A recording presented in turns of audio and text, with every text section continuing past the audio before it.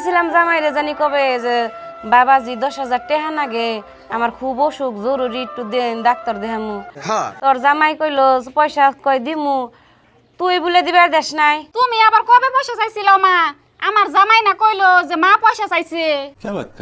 জামাই তো ঠিকই আছে, পয়সা তো তুই দেশ নাই। জামাই আমার সব ব্যাঙ্গে চুরে কইছে যে পয়সা চাইছিলাম, কইলাম যে মা পয়সা চাইছে, পয়সা দিল না।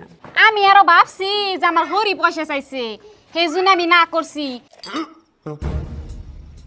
আমি যদি জানতাম যে তুমি পয়সা চাইছো তাহলে আমি ব্যাগটি পয়সা দিয়ে দিতাম। এখনো আমার কাছে 1,60,000 টাকা আছে।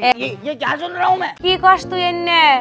তোরে কি আমি এনে শিক্ষা দিছি? তোর হরি কেরা আমি কেরা? দজনই তো তগো মাও।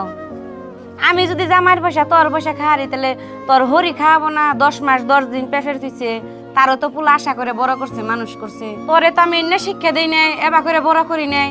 তোর হরিরে যদি তুই না দেহস, তোর পয়সা অন্য আমার নাকবো না। অন্তরে খুব কষ্ট পাইলাম, তোরা থাক। তোগো পয়সা আমি চিকিৎসা না যাইগা আমি যে তুই ভালো না আবি, তোর হরিরে ভালো করে না দেখবি, বরণ পোষণ না দেখবি, আমি তোকে তামুই না, আমি যাইগে। মা মা মা আমার ভুল হয়ে গেছে, আমি বুঝে হারাহারি নেই। মা উগুনে জি একটা কথা আছে, এই যে মায়ে যেটা জ্ঞান দিল, মানে এই হিসেবে মেয়েরে জ্ঞান দিলে সংসারটা আরো ভালো থাকবো, হরি হুসুরের লগে মিল থাকবো।